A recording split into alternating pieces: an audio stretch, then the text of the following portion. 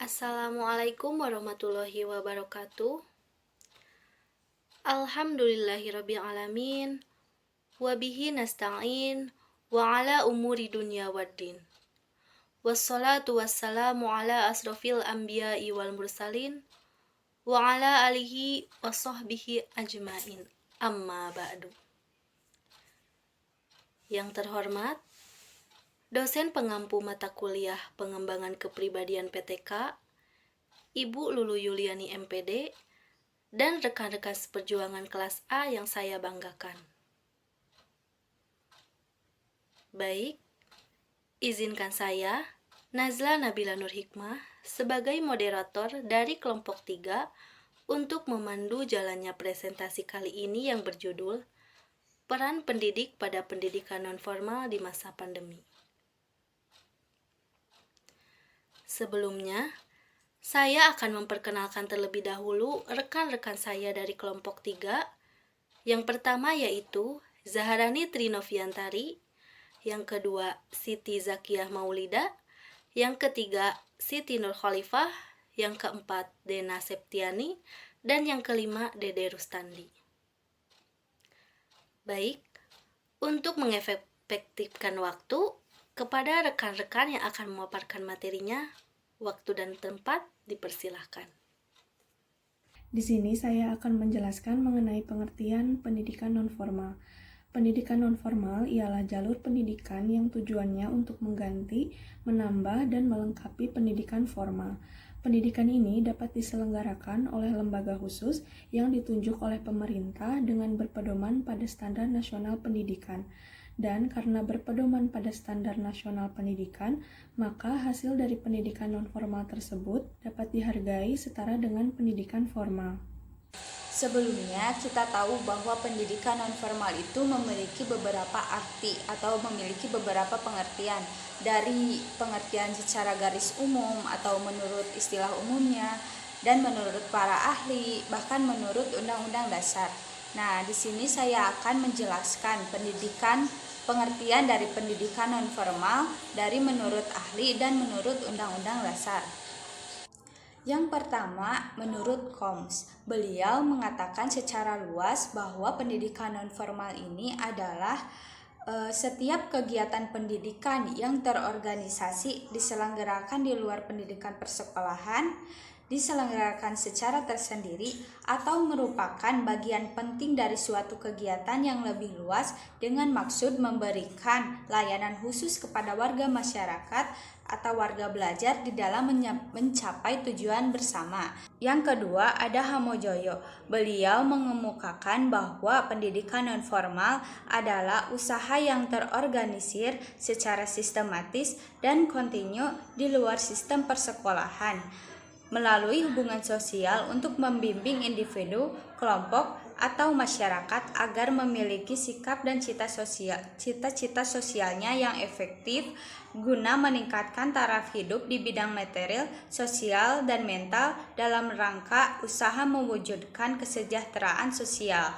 Dan yang ketiga, menurut Sulaiman Yusuf, beliau mengatakan bahwa pendidikan nonformal adalah setiap kesempatan di mana terdapat komunikasi yang terarah di luar sekolah dan seorang memperoleh informasi, ilmu, pengetahuan, dan latihan maupun bimbingan sesuai dengan tingkat usia dan kebutuhan hidupnya dengan tujuan mengembangkan tingkat keterampilan, sikap, dan nilai-nilai yang memungkinkan baginya menjadi peserta-peserta yang efisien dalam lingkungan keluarga, pekerjaan, bahkan lingkungan masyarakat di negaranya. Lalu ada pengertian pendidikan nonformal menurut Undang-Undang Nomor 20 Tahun 2003, yaitu pendidikan nonformal adalah jalur pendidikan di luar pendidikan formal yang dapat dilaksanakan secara terstruktur dan berjenjang. Dan arti dari pendidikan itu sendiri, menurut Undang-Undang Nomor 20 Tahun 2003, pendidikan adalah usaha sadar dan terencana untuk mewujudkan suasana belajar dan proses pembelajaran agar peserta didik secara aktif mengembangkan potensi dirinya untuk memiliki kekuatan spiritual, keagamaan, pengendalian diri, kepribadian, kecerdasan, dan akhlak mulia, serta keterampilan dan diperlukan dirinya masyarakat, bangsa, dan negara. Seperti yang telah kita ketahui, pendidik merupakan salah satu tonggak untuk mencapai keberhasilan dalam suatu pendidikan. Mengapa demikian? Karena seorang pendidik memiliki peran yang sangat berpengaruh terhadap suatu sistem pendidikan. Sebelum kita membahas lebih lanjut mengenai peran seorang pendidik, alangkah baiknya jika kita mengetahui apa itu pendidik. Teman-teman bisa membaca dari PPT yang telah kita sampaikan. Menurut Kamus Besar Bahasa Indonesia, pendidik merupakan orang yang mendidik, memberikan ilmu yang dia miliki secara berkesinambungan kepada orang lain.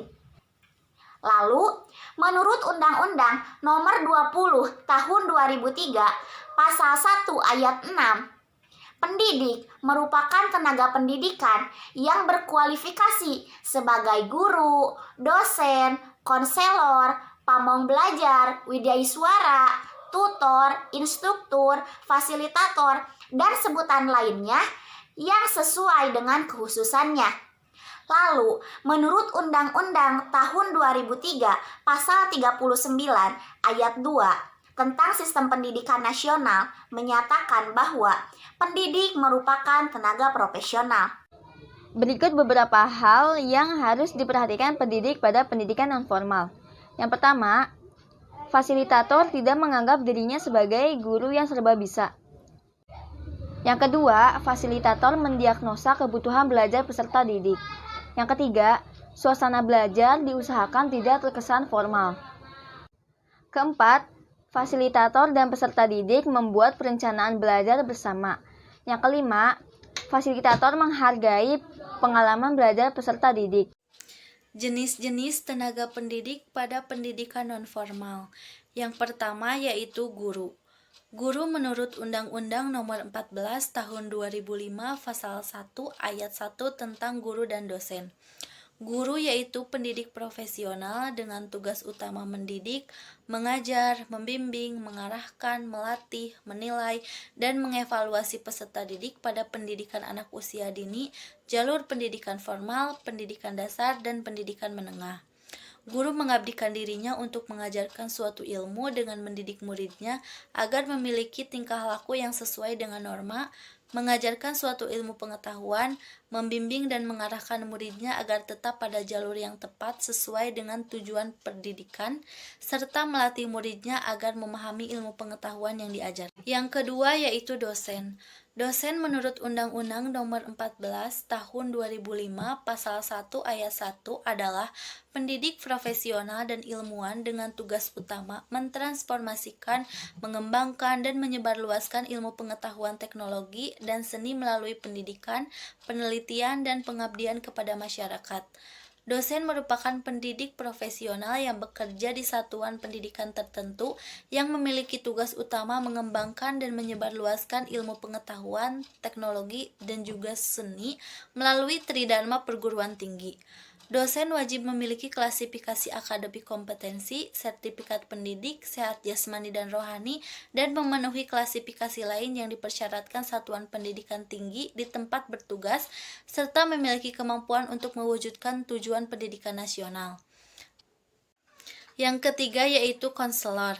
Konselor adalah pendidik yang bertugas dan bertanggung jawab memberikan layanan bimbingan konseling atau penyuluhan kepada peserta didik di satuan pendidikan. Konselor ini masih satu ruang lingkup dengan psikologi. Konselor pendidikan semula disebut sebagai guru bimbingan penyuluhan atau guru BP. Kemudian istilah penyuluhan berubah menjadi konseling. Namanya pun berubah menjadi guru bimbingan dan konseling atau biasa disebut guru BK. Kemudian disebut guru pembimbing untuk menyesuaikan kedudukannya dengan guru lain. Setelah terbentuknya Asosiasi Bimbingan Konseling Indonesia atau ABKIN, profesi ini sekarang dipanggil konselor pendidikan. Contoh konselor pendidikan pada pendidikan nonformal adalah bimbingan konseling pada pendidikan nonformal untuk membantu warga belajar, mengenal dan menerima diri sendiri dan lingkungannya secara positif dan dinamis sesuai dengan peranan yang diinginkan di masa depan. Yang keempat yaitu pamong belajar. Pamong belajar adalah pendidik yang memiliki tugas pokok melaksanakan kegiatan pembelajaran, pengkajian program, dan pengembangan model di bidang pendidikan nonformal dan informal. Sebagai pendidik, pamong belajar dituntut untuk menguasai 4 kompetensi yang meliputi kompetensi pedagogi atau kemampuan untuk mengelola proses pembelajaran atau interaksi belajar mengajar, kompetensi kepribadian untuk menjadi figur, kompetensi sosial, dan kompetensi profesional. Contoh pamong belajar pada pendidikan nonformal seperti pengelolaan program PAUD, kesetaraan, lembaga, pelatihan, dan lainnya. Yang kelima yaitu Widya Iswara.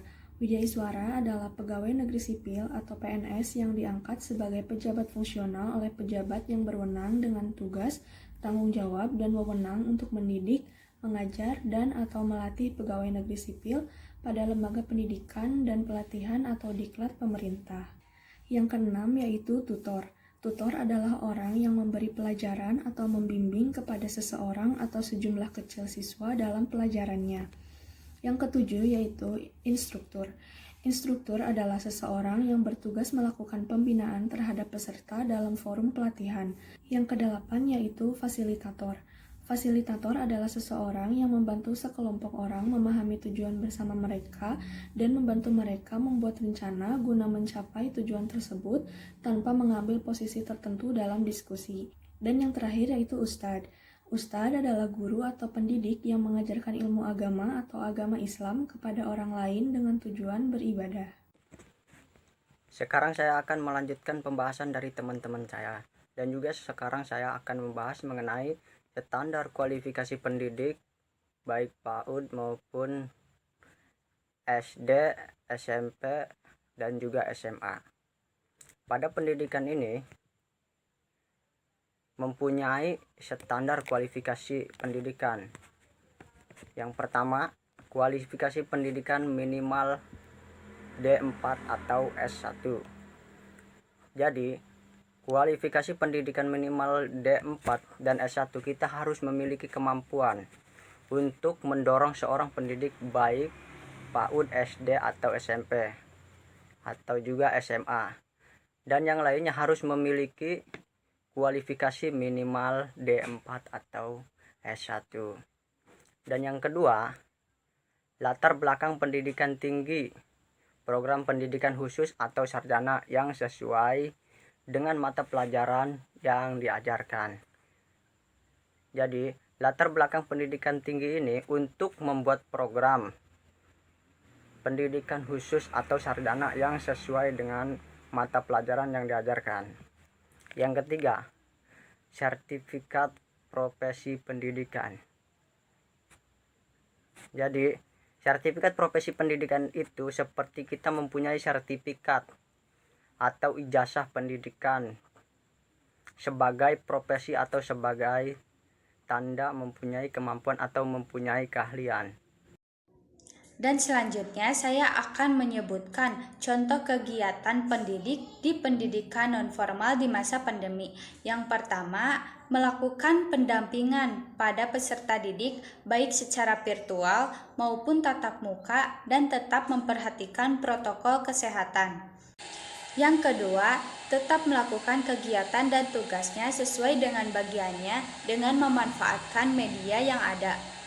Yang ketiga, memberikan penyuluhan atau mengedukasi, memberi pemahaman kepada masyarakat tentang pentingnya COVID-19 dan apa sebab yang ditimbulkan dari COVID-19 tersebut.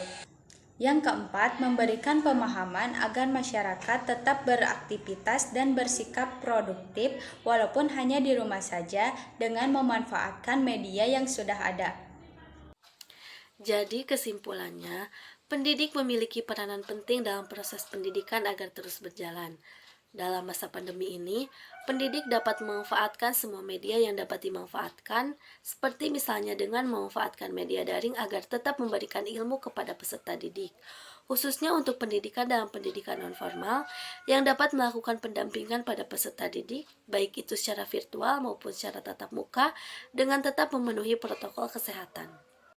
Baik, itulah pemaparan materi yang dapat disampaikan oleh kelompok kami, yaitu kelompok 3. Mohon maaf apabila banyak kekurangan dalam hal apapun. Wabillahi taufik wal hidayah. Wassalamualaikum warahmatullahi wabarakatuh.